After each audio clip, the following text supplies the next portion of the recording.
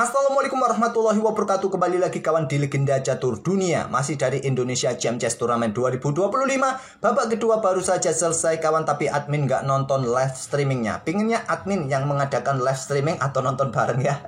Tapi siang gini juga internet admin agak akhir-akhir ini nggak bisa normal internetnya kawan. Tapi cukup disayangkan juga untuk turnamen internasional seperti ini kok gamenya nggak di-share di Lichess ataupun di chess.com. Kalau kita perhatikan papan yang digunakan oleh broadcaster ini kawan dari Squad TV menggunakan papan Lichess, kenapa kok pakai link tertutup, nggak dibuka saja supaya penikmat catur kita ini bisa langsung otak-atik game para pemain saat permainan itu masih berlangsung. Jadi nggak perlu lihat live streamingnya, ya mungkin itulah maksud dari broadcasternya atau panitianya, supaya para penonton ini cukup nonton live streamingnya aja, nggak perlu lihat live gamenya di Lichess ataupun chess.com. Ya nggak gitu juga ya. Harusnya para organizer, para panitia ini berpikir bagaimana caranya catur ini bisa dilihat sebanyak mungkin oleh penikmat pecinta catur Indonesia. Coba lihat setelah live streaming ini kawan, jumlah view-nya cuma 800-an. Jika dibandingkan dengan konten kreator YouTube yang membuat nonton bareng, live streaming, tentu penontonnya jauh lebih banyak ya. Jauh lebih banyak. Harapan admin kritikan ini ya bisa didengar oleh panitia dari Percasi, supaya linknya besok mulai di-upload, di-share di Lichess ataupun chess.com, supaya konten kreator seperti kita, RL Chess ataupun Catur Talk Indonesia atau channel-channel catur lokal kita bisa mengulas game-gamenya kawan. Ya untung saja mereka masih mengupload data turnamennya di Chess Result. Jadi admin masih bisa mendapatkan PGN-nya. Tinggal download dan kita otak-atik. Oke, cukup itu kritikan admin supaya semoga bisa terdengar oleh para panitia organizer ya. Tadi sempat juga mendengar Bang Acil ini biasanya yang ngasih link pada admin kalau ada turnamen lokal dan link tertutup. Bang Acil ini ngasih link pada admin supaya diulas. Tapi sepertinya Bang Acil tadi juga sempat tanya di live chat, tapi responnya ya gitu, sementara nggak di-share kawan, belum di-share. Ya semoga saja besok di-share ya untuk linknya supaya kalian bisa juga otak-atik. Oke, babak kedua sudah selesai kawan, dan Yosef Taher kembali memetik kemenangan.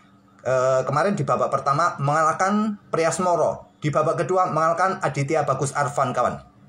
Dan sekarang bersama pemain Korea memimpin turnamen dengan perolehan 2 poin.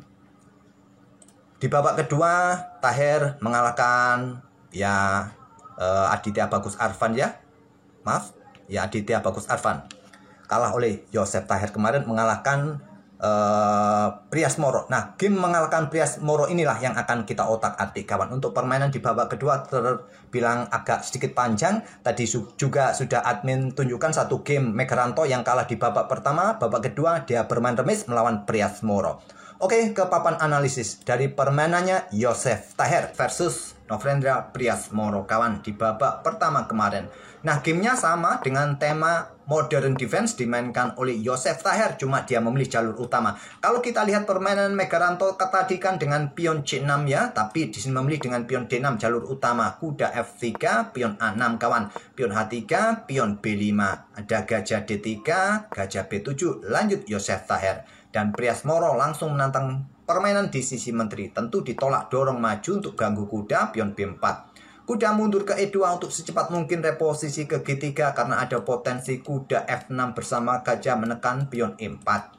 Kuda F6, kuda G3, ada kuda BD7, lanjut Yosef Taher, dan di sini rokade. Pion C5 langsung menyisir lewat sisi menteri Yosef Taher kawan. Dan pion C3, langkah bagus dari Prias Moro, tidak memberikan tempat bagi kuda ya jika meladeni permainan jual beli pion di petak C5. Pertahankan posisi, solidkan pion pusat dengan pion C3. Pion pukul pion, ambil balik. Nah, rokade akhirnya Yosef Taher di langkah ke-12-nya. Pion A5 lanjut Prias Moro, kontrol petak B6 tidak memberikan tempat bagi kuda. Hentikan laju pion juga. Kemudian menteri C7, tahap pembukaan Yosef Taher sudah selesai. 2 benteng sudah terkoneksi, semua perwira, mayor, minor pun sudah berkembang. Menteri E2 untuk perkuat petak C4 dari potensi pion ini didorong maju kawan, juga menyerang pion A6. Ada benteng FC8, berikan dukungan lebih, kemudian gajah E3. Dan Prios Moro pun juga sudah menyelesaikan tahap pembukaannya kawan. Dua bentengnya sudah saling terkoneksi. Pion D5 menantang pertukaran pion pusat. Dorong maju pion ini bagus sebetulnya. Ataupun juga dengan pion E6. Oke, dengan pion D5 tantangan ditolak. Prios Moro dorong pionnya bagus untuk mendapatkan ruang kawan. Kuda ke E4, lanjut Yosef Taher membuat langkah pengorbanan pion, caplok oleh gajah terlebih dahulu. Kenapa tidak dicaplok menggunakan kuda? Apa yang menjadi pembeda? Garbuan ya, garbuan.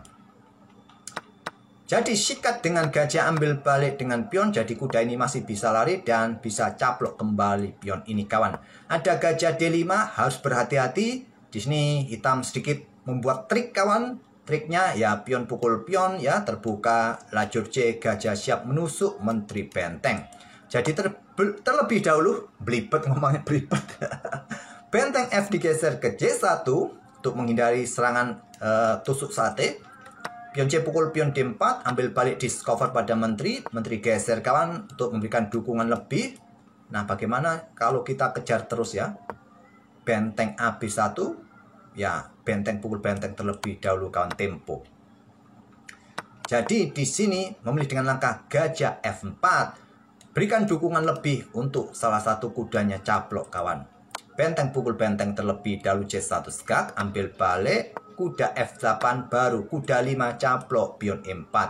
Kuda E6 serang gajah, menteri naik kawan untuk pertahankan pion ataupun gajahnya. Dan ada benteng D8, lanjut Yosef Taher. Prios Moro respon dengan langkah kuda C5, ancam menteri menantang pertukaran. Engine menyukai dengan langkah Raja H2. Oke, ancam menteri pertukaran kuda, ambil balik, dan Yosef Taher mendapatkan pion G2, mengancam pion yang di sini. Raja H2 opsi yang bagus untuk mempertahankan pion ataupun dengan dorong maju pion E6 ini kawan. Kalau ambil, nah mungkin pion C6 ya untuk blokade ancaman ini. Maaf, tadi di sini memilih dengan langkah kuda ke E2, buka akses menteri menjaga pion.